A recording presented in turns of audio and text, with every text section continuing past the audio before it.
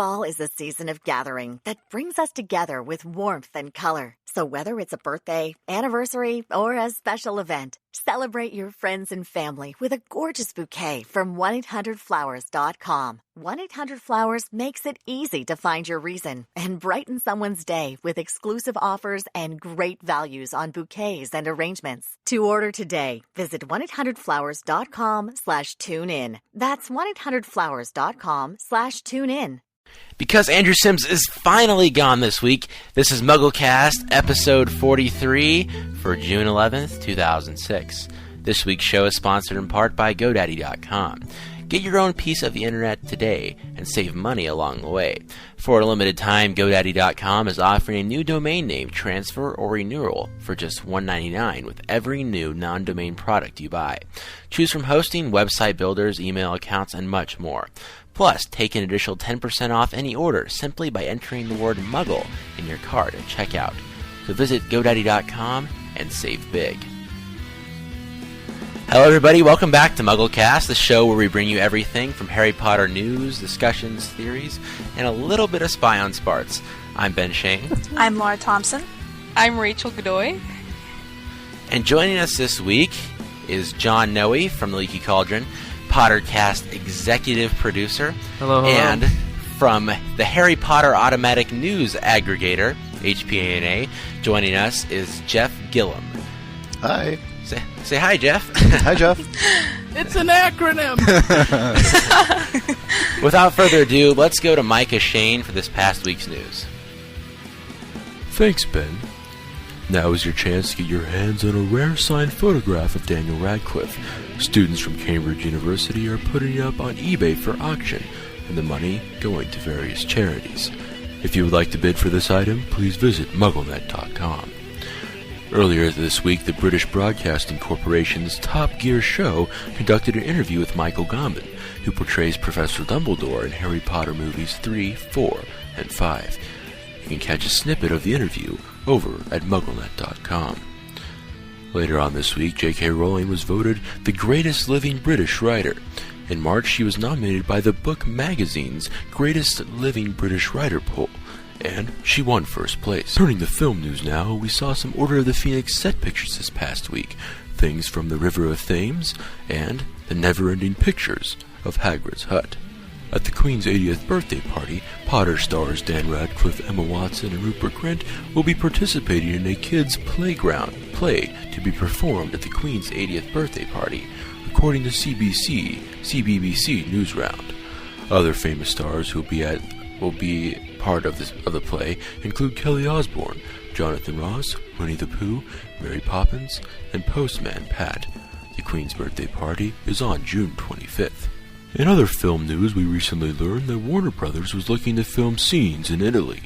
You can catch a picture of that at mugglenet.com. Finally this week signaled the release of MuggleNet's Harry Potter image galleries. The galleries consist of over 39,000 images. You can check those out over at mugglenet.com.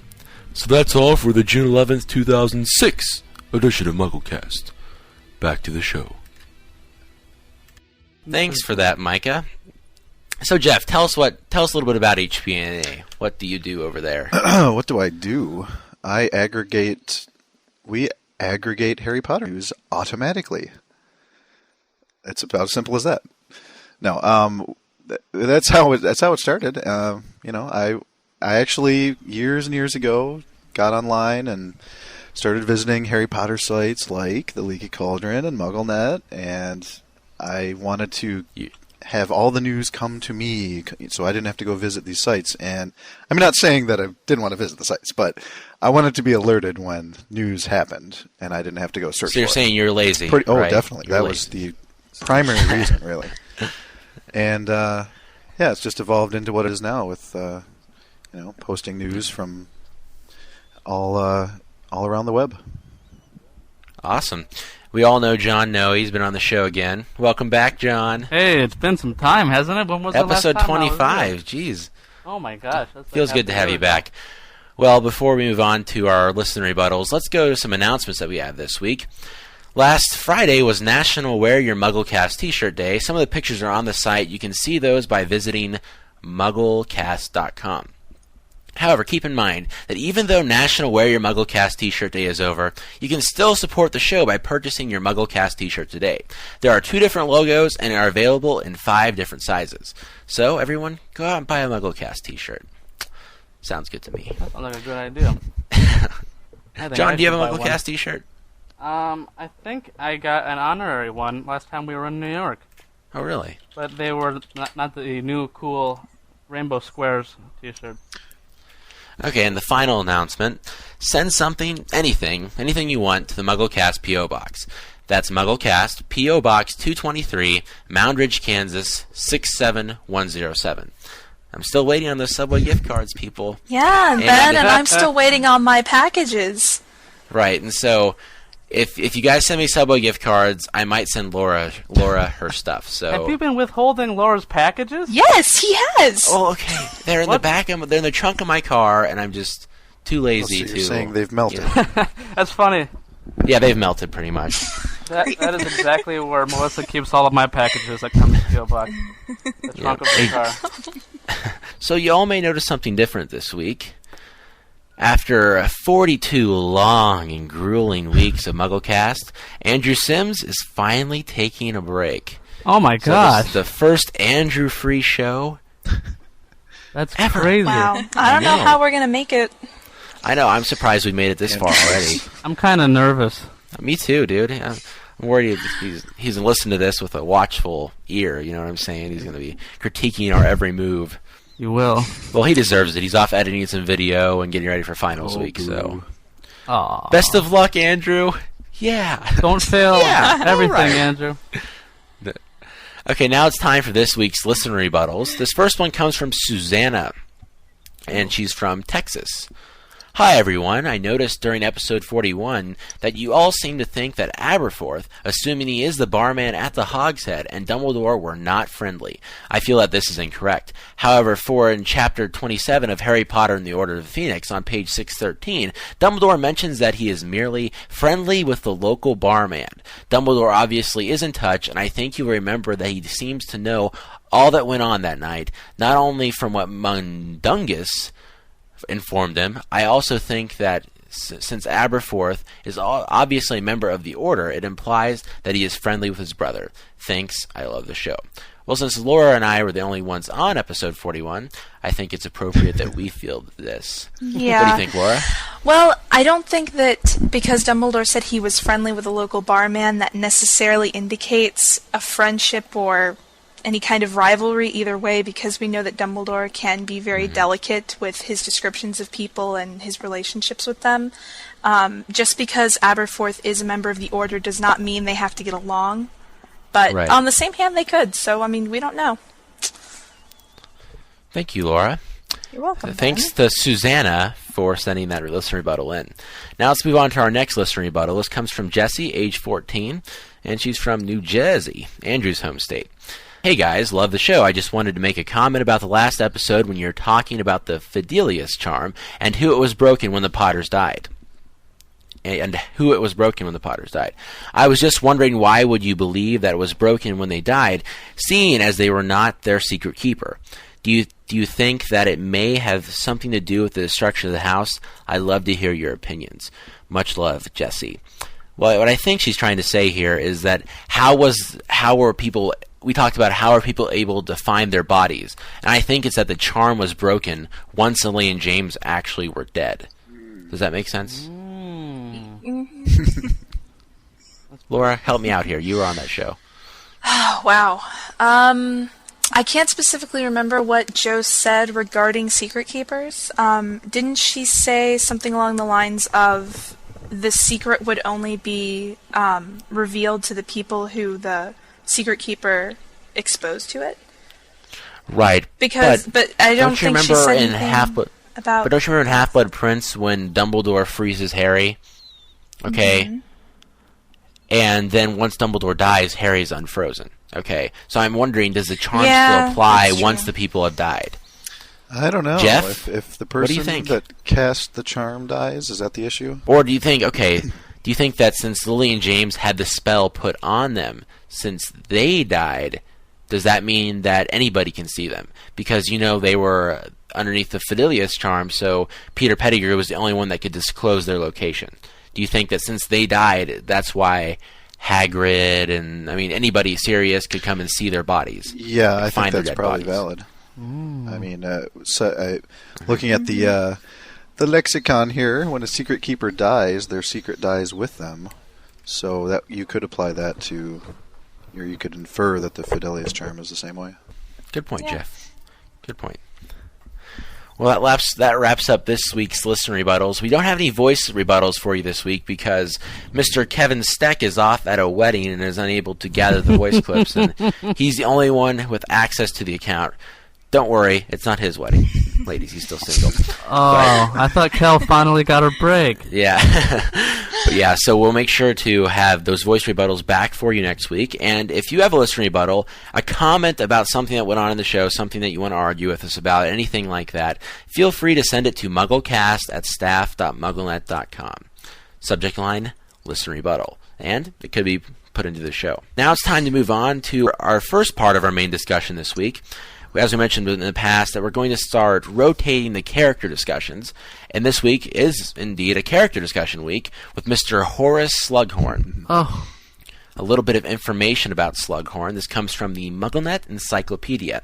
His age is unknown, but we know that he is younger than Dumbledore, but old enough to consider himself a broken-down old buffer. His distinguishing characteristics are that he is very short and enormously fat. He has a shiny bald head, prominent eyes, and a huge silver walrus-like mustache. He has a preference for wearing waistcoats and maroon velvet smoking jackets. The first mention of Slughorn comes in Chapter 4 of Half-Blood Prince. So, when we are first introduced to Slughorn, what are your guys' initial impressions of him? Yeah, we're introduced to him in Book 6, which actually I just started rereading, and I just finished the chapter on him, so I should be more authoritative on this, but I think later in the book we learn more about him. But I don't know. He's my first impression is that he's a power-hungry politico type. I mean, the Slug Club and all that. He's interested in being popular and being associated with people who are popular. And that's sort of how he keeps his foot in the door, so to speak. Well, what I like about Slughorn is that, I don't know, he seems like more of a lighthearted guy, because especially since he was the former head of House of Slytherin, and he's nothing like Snape whatsoever. Yeah. And so it goes to show that there are indeed good Slytherins, and I just think that he's enormously fat, that's how he's described, and it sort of makes sense that he's more of a jolly guy as opposed to, What makes you think he's a good Slytherin? He has a different kind of Okay, well, I'm talking about his outward appearance is what I'm saying. And I know that can be deceiving. Well, I kind of touching on what you just said, John, I don't think that he's necessarily a good or a bad person, because he'd been in hiding for a year, I believe it was, hiding from various other Slytherins that he knew might come looking for him to try and get him to join Voldemort's cause. And I just think that he's more of a person who doesn't want to side with, anyone either way, and he would just rather live his life on his own and not have to be involved in any of it. And a lot of the first impression we get from him is that he's very self-interested and he's motivated to do things that are going to help himself. So in that respect, it sort of gives you a sort of, he's sly Slytherin, stuff like that. So... yeah. A little bit arrogant, too. Yeah, but I think where the Slytherin attributes come from is strictly from the fact that he likes nice things. He's very eccentric. He likes the finer side of life. I don't think it's anything to do with a lot of the characteristics we see in Slytherins like Draco. Or Lucius, for that. And he seems to be very, very selective. For example, Jeff brought up the Slug Club. It seems that he's very discriminatory about who he wants to be in that group and who he doesn't want to be in that group, which leads you to believe that, it's sort of like at school, if you're on a teacher's good side, they can be your best friend in the world and can basically let you get away with anything. But if you're on their bad side, it's probably not someone you want to mess with. And that's the impression that I get from Slughorn. That it's awesome if he likes you, but if he doesn't, then it's not so then good. you're just not even a Exactly. blip on his radar. And so I assume in things like the classroom setting, he'd probably focus more on the people that he likes. For example, since the book is written from Harry's perspective, since he's the boy who lives, Slughorn automatically takes a liking to him, and it is for this reason that Harry views him in such a positive light for the early parts of book 6. Mm-hmm. And then, something that Slughorn did is what basically led to the whole Horcrux thing, right, John? Oh, of course. Yeah, the Horcruxes. Yeah. What year was it? Voldemort's 5th year or 6th year? Oh, gosh. Oh, I want to say 5th, but I think it was his 5th year. Yeah. Someone correct us. Slughorn has been struggling with the guilt of having explained what a Horcrux was to Tom Riddle for many years, due to the fact that Harry's mother, one of Slughorn's favorite students, was murdered by Lord Voldemort some years later. His Hogwarts house is Slytherin. Despite this fact, he does not wish to have anything to do with Voldemort's cause, and had in fact spent a year in hiding to avoid involvement. This just goes to show that Slughorn, when there's conflict going on like that, he just, sort of wants to get away. And in a way, he feels really guilty because he sort of gave Voldemort the keys to the kingdom. He's the reason that Voldemort didn't die the night that he tried to kill Harry. Mm-hmm. And we all know that in Tom Riddle's 5th year, he approached Slughorn, and he asks him about Horcruxes, and Slughorn reluctantly explains this to him. And what do you think that when Harry has to try to get the memory from Slughorn, the memory of that event actually happening, the fact that Slughorn modifies the memory shows a lot about his personality in the way that he feels really guilty about it, and that, he's going to try to cover it up. yeah, and at the same time, he doesn't want to be incriminated. Right, as a man who basically...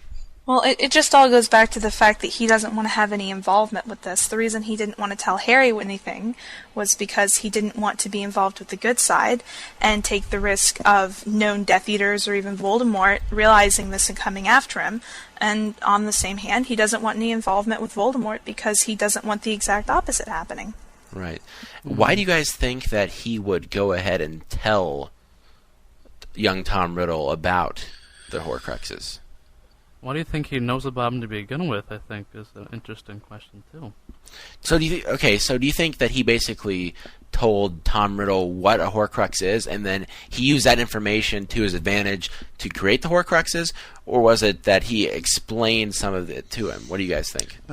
Could have been that he wanted to either impress Tom with his knowledge, or it's very evident that he's self-important and likes to think of himself highly, and so that's one aspect. Or he was hoping that Tom could use it to his advantage and then thank Slughorn later, hold him in high esteem for showing him this or teaching him that.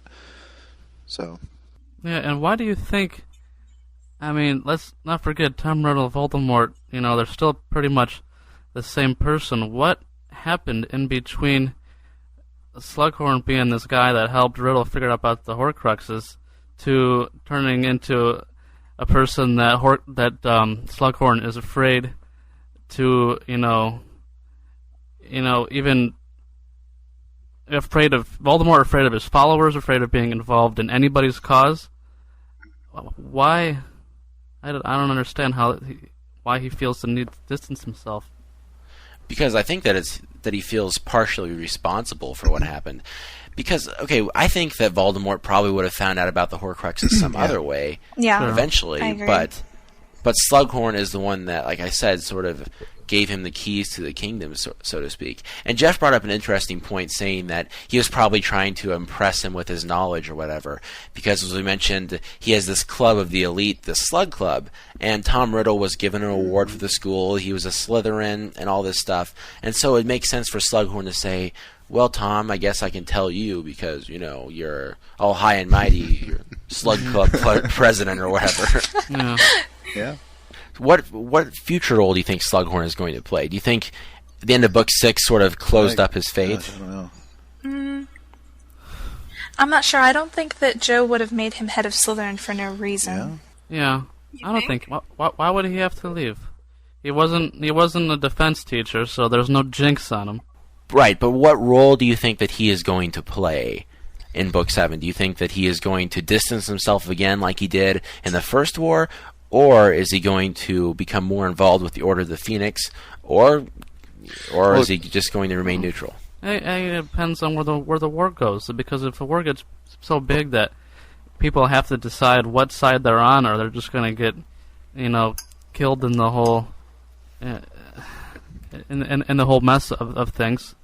You got to figure out what side you're going to be on, and these books are a lot about choices. And maybe he'll come around and make a choice for the better, or maybe he'll go and fight with the Death Eaters. Who knows? But I think it'd be interesting either way to see which side he picks.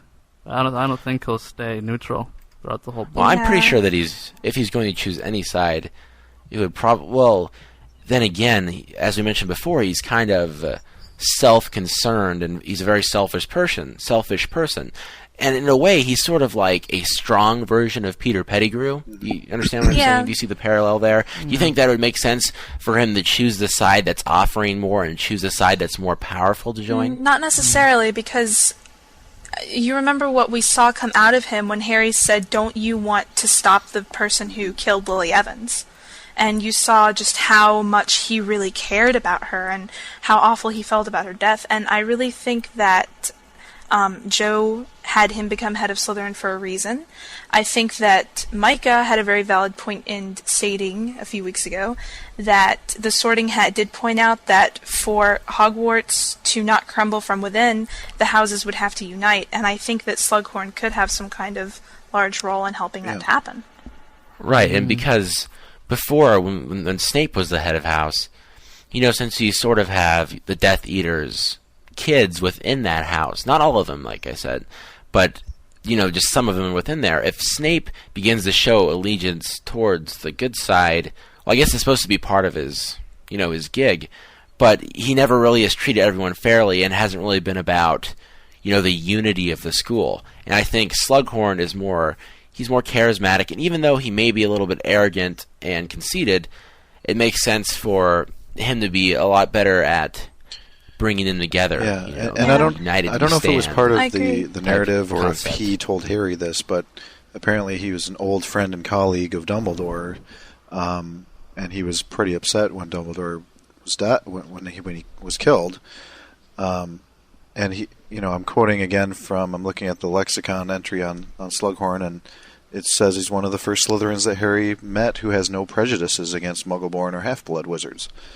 So, something to consider. I think that going back to what Ben said about having students of Death Eaters in Slytherin, I think something that's really important to remember about that is that it's actually a very small group of students in there that are children of Death Eaters. I want to say maybe 5 or 6 of them. And really the rest of the Slytherins are kind of faceless. We haven't seen all that much out of them. I don't think that the Slytherins, apart from Draco and his crowd, are any more evil, snotty, obnoxious than any other teenager. And I think that we're definitely going to get to see more of their role brought out in Book 7 and uniting with the rest of the school. In a way, Horace Slughorn sort of reminds me of Professor Moody, I guess Imposter Moody. And just that, it feels like when he's going to say he's going to do something, he's going to lay down the law, and that there won't be any messing around. And I think that we can probably expect that from him in Book 7. That's assuming that Hogwarts is going to be open. I think it will be. I mean, that just makes sense. For a little while. I think it will be at too. least for a little while. I don't think so. You don't think so? Whoa. Why not, Rachel? Whoa, why not, Rachel? I don't, because there's so much going on that I doubt that it's going to get focused up on. Maybe it will, but I doubt that everything's going to be taking place there, or it'll be, hardly mentioned, but I really doubt that the school's going to be open. Okay, what I'm saying is that Hogwarts will be open, but Harry probably won't be there. Yeah, that's what I think. Oh. Well, that could be a possibility, but yeah. But the chances of Hogwarts being open, for me, they're probably slim to nothing, I think. Because there's just so much going on. I don't know where a safer, larger place to keep people would be other than Hogwarts. That's true. There's chaos happening outside. Yeah, didn't Dumbledore say that they James. I just started rereading book 6, but I swear that Dumbledore told Harry at the beginning that they had enhanced the protection of Hogwarts a little bit that year. So I don't know if that, Well, I think regardless of whether or not it'll be open, I'm not sure that we're going to see much of it. Yeah. We're probably not going to see that much of it either. Yeah. Although it would be the first time, though. Well,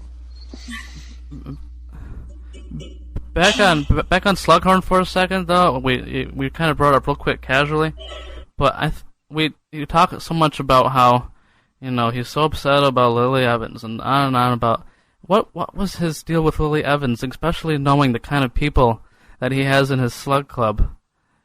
Granted, she was a head girl and all, but it's like a big kind of clue to the character of Lily Evans that we're supposed to find out so much about. Sounds like a lot of people had a crush on Lily Evans.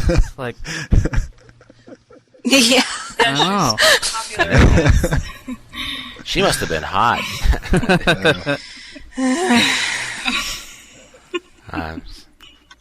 Is but that honestly, he was attracted to the student?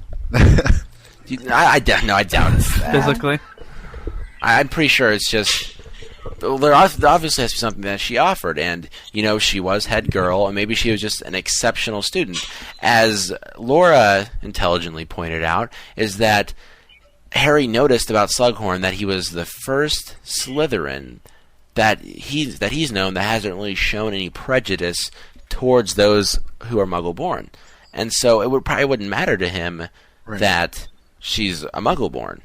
Well, I think that he would react that way to any student that was in his slug club, because he obviously chooses the most talented and, I guess, the most rich or the best looking, whichever way you want to look at it, in his eyes, kids who join his slug club. And I think that if he felt like he was the direct cause of one of them getting killed, he'd feel guilty about it no matter what.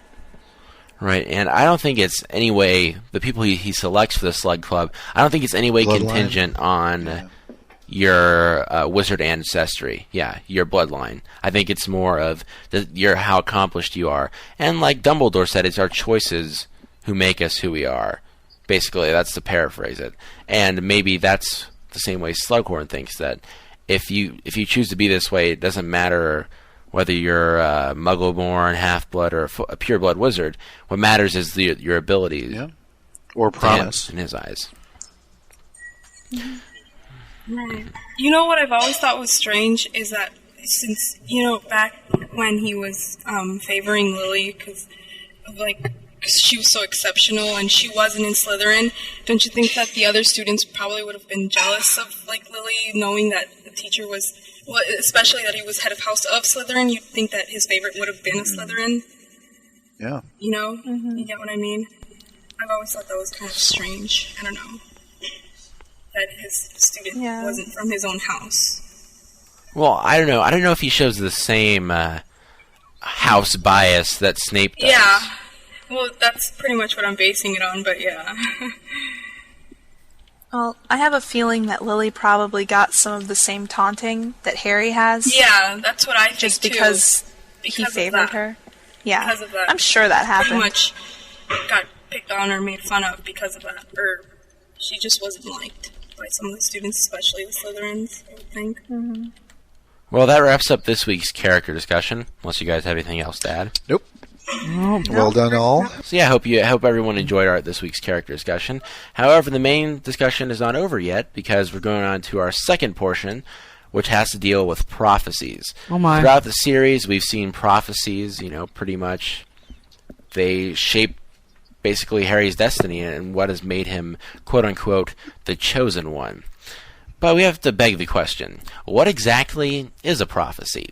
Well, thanks to Jamie Lawrence from MuggleNet.com, most of you know Jamie, he made Mugglenet's section Level 9. You can view that at MuggleNet.com/Level9, and has a lot of information about prophecies and what they are. A prophecy is defined by Dictionary.com as an inspired utterance of a prophet, viewed as a revelation of divine will, or a prediction.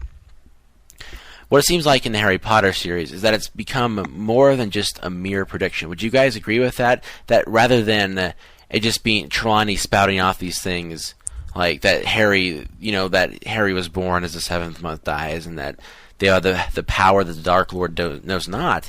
Do you think that it's more than just a prediction, that it's actually going to happen, or do you think since she made this prophecy that they choose to make it happen, which is sort of what Dumbledore hinted at?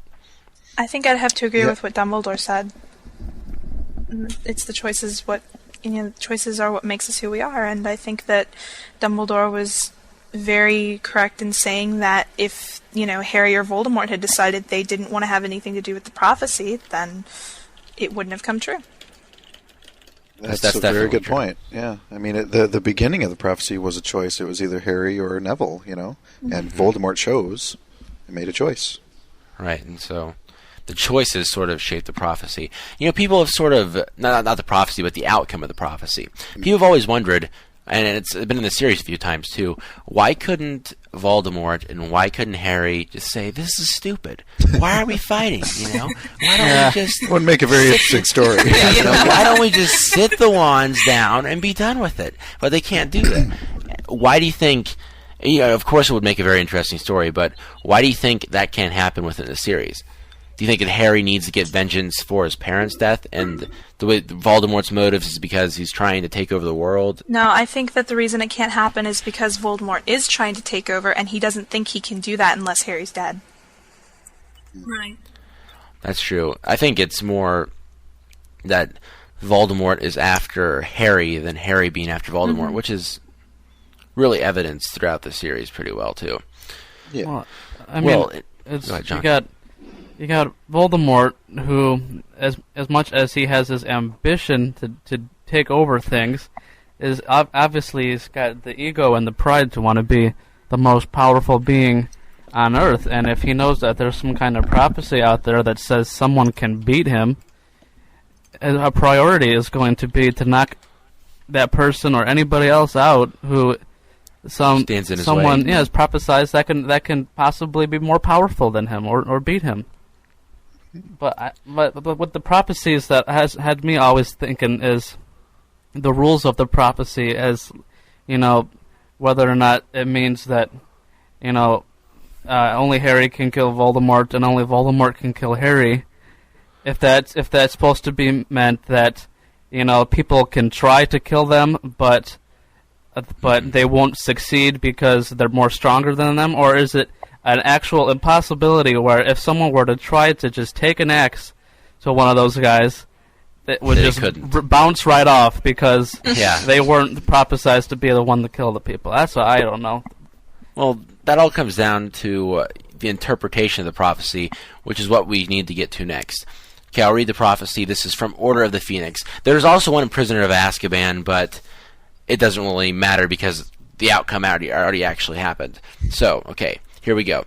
The one with the power to vanquish the Dark Lord approaches, born to those who have thrice defied him, born as the seventh month dies. And the Dark Lord will mark him as equal, but he will have power the Dark Lord knows not. And either must die at the hand of the other, for neither can live while the other survives. The one with the power to vanquish the Dark Lord will be born as the seventh month dies. Okay, so we need to break down this prophecy a bit. Okay, the parents of the person who can defeat Voldemort will be born to parents who have escaped Voldemort 3 times. Okay, they're being born at the end of July. Voldemort will mark them as their equal in some way, and they'll have a power that Voldemort will not know about, and either they will kill Voldemort or Voldemort will kill them in the end, because they cannot both exist. There's no coexistence going on here. Right. But the real question about the prophecy is, couldn't it be talking about 3 people? And let me read the sentence here. And either must die at the hand of the other, for neither can live while the other survives. Right. Don't you see how it could be talking about 3 people? I didn't... Or am I crazy? I didn't interpret it that way. I was thinking it was saying, neither can live, neither referring to the 2 of them while the other survives, referring to the opposite, which would be Harry's opposite being Voldemort or Voldemort's opposite being Harry. I hadn't interpreted that as being a third person. Well, I'm just saying that Joe's kind of tricky, so, Well, but the prophecy is probably pretty straight up, just... So it'll set up the final showdown, I think, that we're all looking forward to. Well, we're living in, Harry Potter and Voldemort are living in paradox right now because the prophecy says neither can survive while the other lives, or whatever the other thing is paraphrased. But yeah, they're in a paradox right now. So until it's equaled out, they're going to be in this constant flux, constant crisis, and constant battle. Yeah, I think the biggest disservice you can do in regarding figuring out this prophecy is paraphrasing it, because of how long Joe says. No, not everybody does it, Jeff. Even I did it. I still do it. But Joe says how long she spent on that prophecy, hours and hours on the words of it alone. And one of the things that I've been thinking about recently is the whole line about neither can live while the other survives is what exactly is she meaning by live? Does it mean live like Harry cannot live a full life without, Voldemort is around because he's always going to be a burden on his mind, and he's always going to be connected to him through the scar connection, all that crap. That's a really good point, John, and Voldemort can't live the way he wants to with Harry. Right, I never really looked at it that way. I haven't either. Thank you.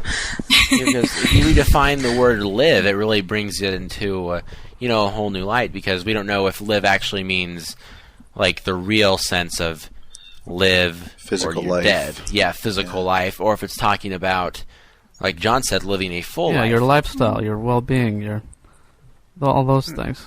Well, we'll find out. Yeah. A little over a year from now. Yeah. Also, do you guys think it's actually possible for a prophecy not to be fulfilled? Well, yeah. Yeah, I think so. The people involved have to choose to go through with this prophecy, don't they? Yeah, but isn't that what makes a prophecy different from a prediction? Is that if you believe that prophecies are what they say they are, which is things to come, even the choices that are involved still create or still fulfill the prophecy. It's just a matter of how the choices, but it's still the prophecy. Right. It's like when you try to alter history. I'm going to use an example of the new episode of The Twilight Zone that I recently saw was when this lady travels back in time to try to kill baby Hitler. And the mother comes outside while this nanny is trying to kill the baby, and the nanny throws the baby into the water, and the mother starts freaking out because she thinks that she's going to get blamed. So she steals a baby from a homeless woman who's sitting outside, and that baby becomes Hitler. So you see what I'm saying? That no matter how much you try to stop it, it seems that it's always going to end up that way. Yeah. I don't know if the Hitler story was necessary, but I haven't heard about Hitler in a while. Nice interlude, yeah. Yeah. Hope you get the point. No, okay, that's a good and point. it's also important to bring up that in Order of the Phoenix, there are other prophecies that actually happen. There's one other prophecy, and it's very interesting. When I read the book, when I was rereading Order of the Phoenix for the second time, I started freaking out. Okay, here's what it says. In Order of the Phoenix, there are two prophecies broken, and then you hear snippets of their content. And you hear, at the solstice will come anew, said the figure of an old bearded man, and none will come after, said the figure of an old woman. Okay, after I read Order of the Phoenix, I looked up the definition of a solstice, and I saw that it was June 21st. And that happened to be the same day that Order of the Phoenix was released. Yeah. So automatically I start freaking out. The solstice will come anew, a new Harry Potter book, and none will come after. Well, I just kind of found it interesting. So I about died. I found it interesting because I think that night so many prophecies were broken when they reducted all the shelves to escape from the Death Eaters, and I think that Joe kind of made a point of having us hear those two little clips, and the way that... And they're in italics in the book, actually, so that... Oh, yeah, she almost always has a point. Exactly. So...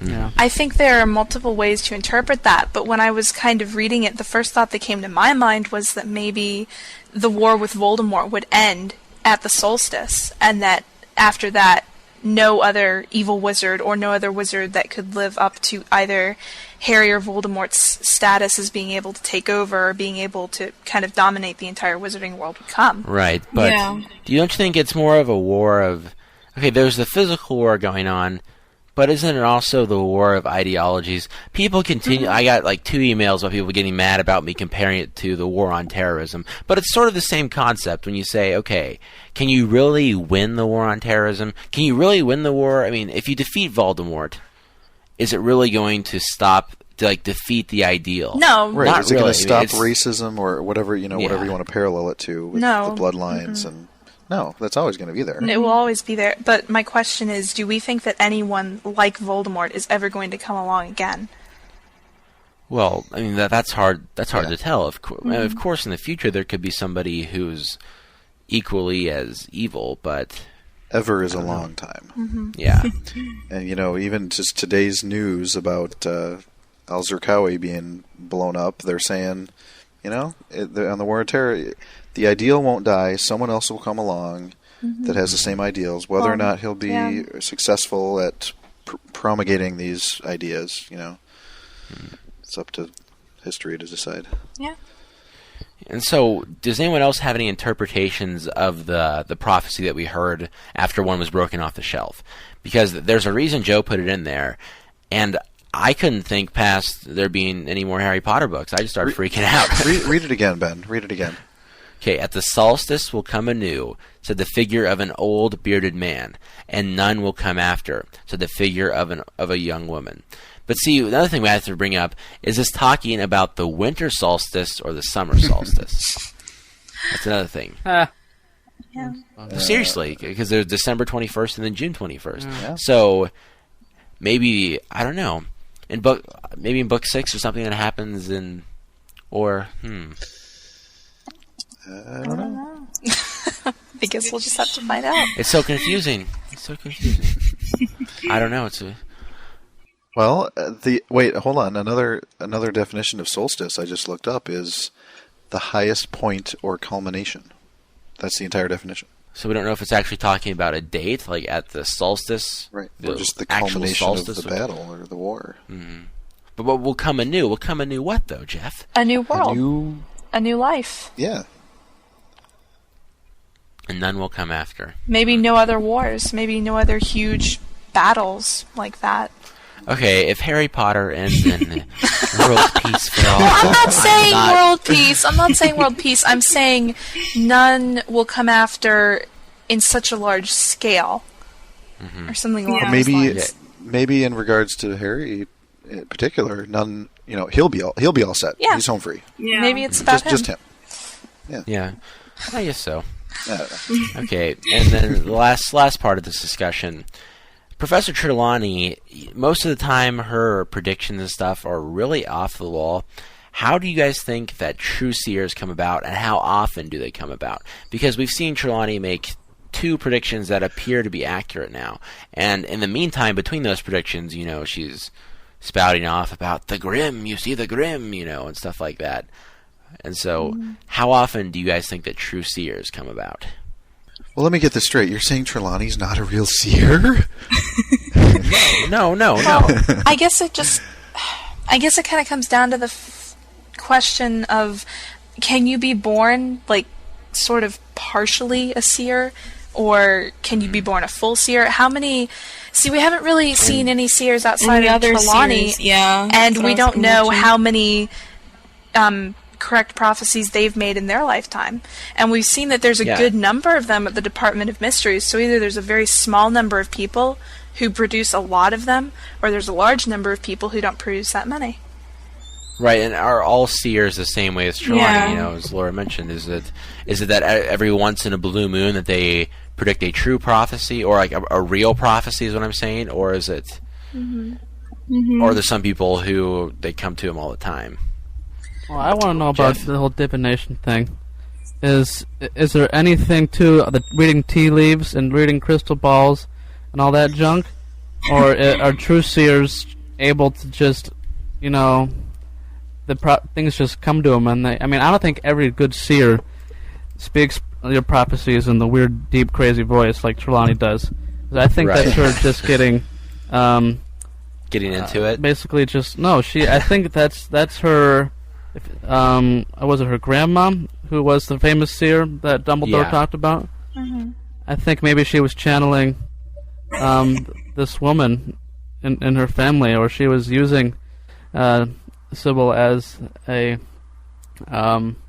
vessel for this such an important prophecy that somehow it was transcending,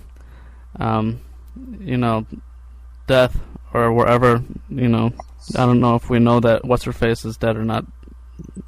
Wow, I never thought of it that way grandma. before. That's pretty interesting. John Noe, you're completely underrated. I'm serious. No, You're great. stop. Okay, well, that wraps up the final portion of our main discussion this week. If you have any listener rebuttals concerning these discussions, remember, email us at mugglecast@staff.mugglenet.com. Now it's time for everybody's favorite segment. This week's Give Me a Butterbeer. I want to do one next. Give Me a Butterbeer is back again this week. This week's topic is very timely considering we have two older HP fans on the show. Catch that, Jeff? I said older, Who's not old. that? Oh, okay. Harry Potter has received many accolades as an adult book, and many critics claim that the series is meant solely for children. Which begs the question, and this week's topic, is Harry Potter for kids or adults? Well, personally, I didn't jump on the Harry Potter bandwagon until I was in 8th grade. One day I needed a book for silent reading time, so I grabbed Harry Potter off of the shelf. As an 8th grader, I started getting made fun of by the other kids for reading something as childish as Harry Potter. Anyone listening to this show knows that the Harry Potter series isn't just for people ages 8 to 12. It's for everyone. Look at the way that Joe has written the series. It's far too complex for someone as young as 10 to be capable of understanding. As I've reread the series, as I've gotten older, I've began to pick up more and more on the subtle nuances of the series, and it all becomes clearer in my mind. The beauty of the Harry Potter books is that it can be looked at from so many different perspectives. You have the casual 10-year-old who wants to read the series for the storyline of a boy wizard fighting evil. Then you have people like the people on this show who read the series analytically and try to discover what's coming next. Of course, you'll have the older fans who read the series out of curiosity to see what all the craze is about. So it's obvious that Harry isn't just for kids. It's for everyone of all ages. Joe's work deserves all of the awards it has received. We all agree that the Harry Potter books are like no other. J.K. has invested an incredible amount of time into tangling a web for her readers to try and follow. She deserves credit for that, whether it's in the form of a Harry Potter fan site or in the form of an adult book award. I felt uncomfortable when I first began to read the HP series. I felt out of place, like a social misfit. As my love for Harry grew, I began to see that there are millions of other people out there like me. We're not freaks. We're just Harry Potter fans. I'm Ben Shane, and I say, give me a butterbeer. Oh, God. Wow. That's good, Ben. Can I answer your butterbeer just briefly? Yeah, go ahead and talk. The discussion following this. Oh, I didn't know that was allowed. I thought. Yeah. Okay. I've always thought that the reason so many people are so quick to call it a children's book is look at what would happen if you call it the alternative. You call it an adult book. It's very easy for those critics or for the people who defend the series from the people who say it's all about witchcraft and, occult and all of that crap, and to just say, they're just for kids, and it's easy to just brush it under the table like that. But it takes much more effort for people to try to categorize a book that is about, things like imaginary witches and wizards and magics and, coexisting magical societies, and call that an adult book, because that really goes against the frame of mind for many adults in a society today that imagination is just something that has gone into, neglect, and such a serious world out there, and not many people of adult age that, especially the ones that don't have children, often use their imaginations anymore. So to call it an adult book, to have that be accepted by the society, is for the society to also accept their own imaginations, and I don't think. Right. But John, by the same line of thinking, do you think that the same people who consider Harry Potter a children's book would consider Lord of the Rings a children's book. I think that has a lot to do with the way that, the series is written. Like I said, that it's like no other. A 10-year-old would have a lot harder time reading Lord of the Rings and making any sense of it whatsoever. Like I said, that we try to read the books and analyze them and find out what's coming next, and we can read into more in depth into the storyline than a 10-year-old could. But at the same time, a 10-year-old can understand what is going on in Harry Potter to a certain extent. No, the only big difference there is that as small as those little hobbits are, I think we're to understand that they're 40 years old in hobbit years, and everybody, the main characters of Harry Potter, are children. So for adults to identify with these children takes another disconnection that is very seldom made. And Lord of the Rings are all pretty much, adults, and like an action fantasy novel. I think that's one of the things that I just love so much about Harry is it is such a hard book to categorize. I've been reading these books since I was 11, and I can definitely say that the way that the reasons that I've been reading them have definitely changed. When I first started reading them, it was, these are fun books, they're really good, I love the plots, and I love the characters, and I love to go outside and pretend like my tree is a whomping willow and all this other silly stuff. And now it's for the fact that, wow, I can actually sit here and analyze this, and I can feel really intelligent when I think I've picked up on something, and it's just one of the most awesome things ever, and it's why I love Harry. And I think that another important thing to say about the series is the fact that while it is not easily categorized as a book for a specific age group, I don't think that it's necessarily a fantasy book either. I think that it has fantasy elements, it has witches and wizards and magic and wands, but I think that a lot of the storyline and the plot line, in essence, is more of a mystery or a suspense. And it's just another thing that I respect Jo for, because she's able to make this such a dynamic story, and you can look at it from so many different angles and directions. I agree with that. I mean, amen, Lauren. Everyone has a story of how they got into Harry Potter, and I can't believe now it's been 6 years. I picked up the book 1 in 2000. That's the first time I got into it. And right after I read the first book, or maybe it was the second or third or fourth, I got all the way through in that summer, and I went online immediately and tried to find other adult fans who liked Harry Potter. That was my first goal coming online. I was like, I wonder, there must be some small group of people, adults, that like to talk about Harry Potter online and discuss what could be coming.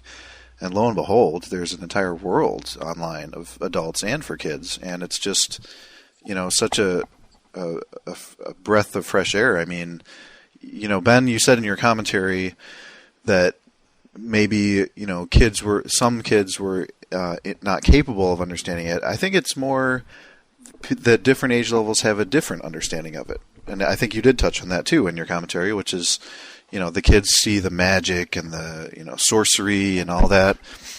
And the adults see this very mature social storytelling about the plight of, social injustice and racism. And that really was what got me in thinking, this isn't just a kid's book. It's for everybody, and it has layers for everybody. Yeah. Definitely.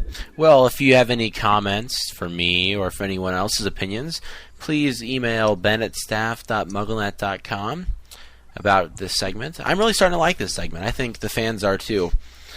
I've loved this segment since the very first one. Well, folks, it's time to lighten things up a bit. We've been analyzing everything for the past hour or so it's time for a little bit of Spy on Sparks. Oh, yay! I'm so excited! Not. Oh, God. I haven't talked to Emerson in so long. What is he up to, Ben?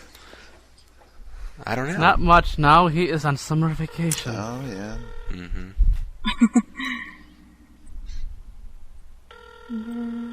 Oh, we actually get to call him? Yeah, we're calling him. It's magical. It is magical. Oh, no. Hold on. Well, we're still going to find a way to spy on Sparks. Aren't you supposed to give out a digit of his number? Well, no, hold on. We'll call the We'll call La Casa de Sparts. You know, when Hold on, guys. Mr. Bigglesworth gets upset, you know what happens. Yeah. Very scary. People die! Oh, here we go. Is Emerson home? Oh, hold on. Is it Papa? Yeah. Aw, why don't I talk to Papa? Shh, be quiet. Get Dylan on the phone. Oh, shh. Shh, all of you.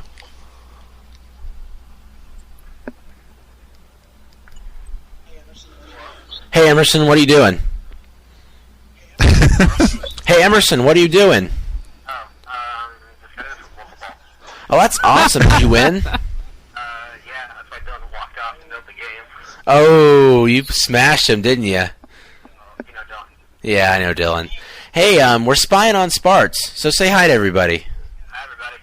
Yeah, we got Jeff Guillaume and John, so... Emerson, why weren't you on this week? I invited you to be on this week. Why didn't you join us? Oh, I had a series football game. Oh, jeez. That's just too bad. You're lucky you answered, because I was about to give out a digit of your phone number. And we're one of these times we're going to get all the way through them, and next thing you know, your cell phone's going to be bombarded with phone calls. How many digits are around now? You know how many 3. combinations there are of 7 numbers? Yeah. I got 7 more digits. Yeah, so you better start answering your cell phone. You lucked out today. I said I'd call your house and let that count, so... Lucky me, because my cell phone doesn't work. Oh, that's true. Oh, jeez. How many phones have you gone through now? I think I'm on number 8. But this is the Oh, listen to this poor kid. You suck. Okay, Emerson. Well, we're done spying on you. We wanted to see what was up. Okay. See ya. casting. What's that? Have fun casting. Oh, we will. You have fun playing football. See you, dude. So that was this week's Spy on Sparts. I hope you all enjoyed that.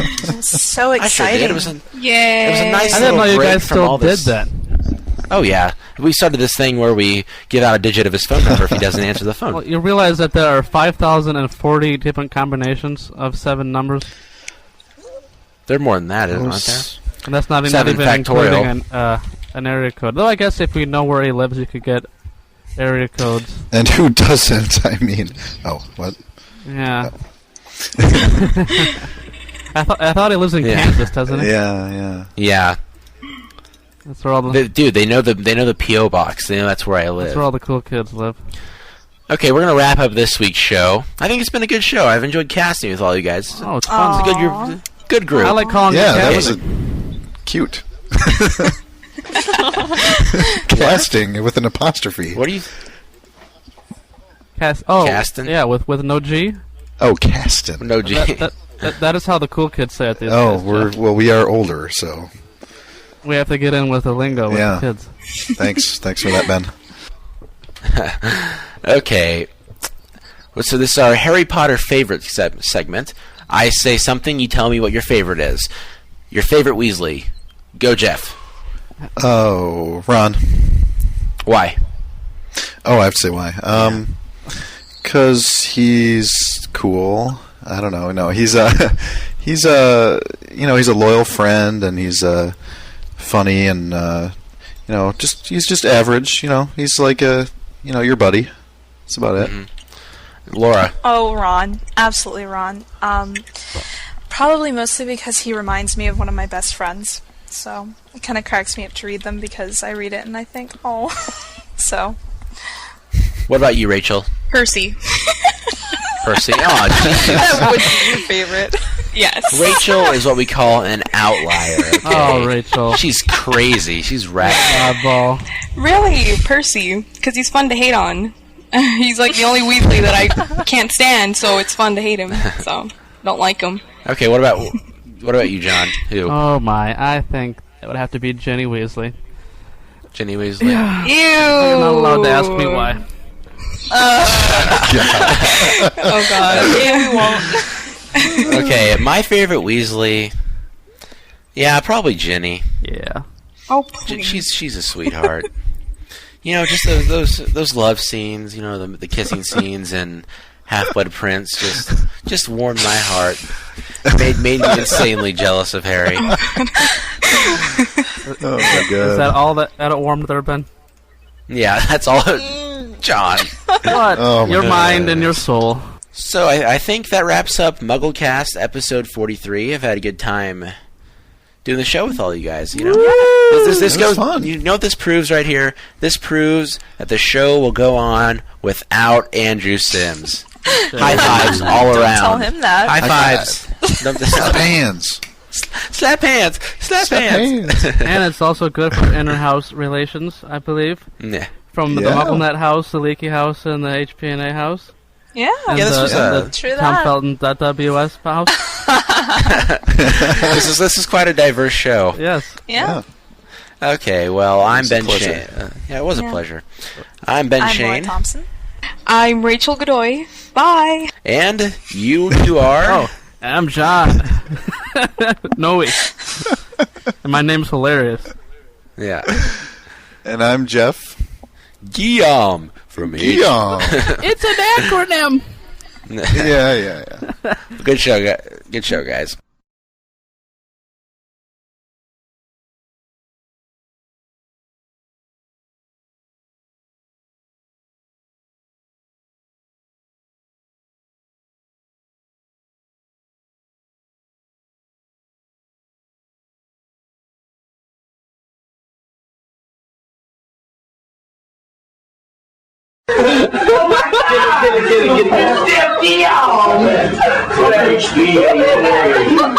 Fall is a season of gathering that brings us together with warmth and color. So whether it's a birthday, anniversary, or a special event, celebrate your friends and family with a gorgeous bouquet from 1-800-Flowers.com. 1-800-Flowers makes it easy to find your reason and brighten someone's day with exclusive offers and great values on bouquets and arrangements. To order today, visit 1-800-Flowers.com/tune in. That's 1-800-Flowers.com/tune in.